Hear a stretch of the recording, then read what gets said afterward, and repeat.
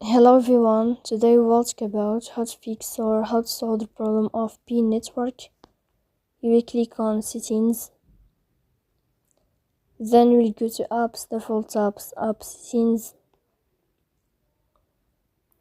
On above, you will write the name of PIN network and you will click here. Then in this page of app info, you will click on first stop and you will click OK.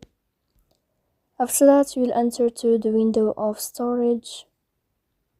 Here you will click on clear cache, but pay attention, don't click clear data because that can delete your account.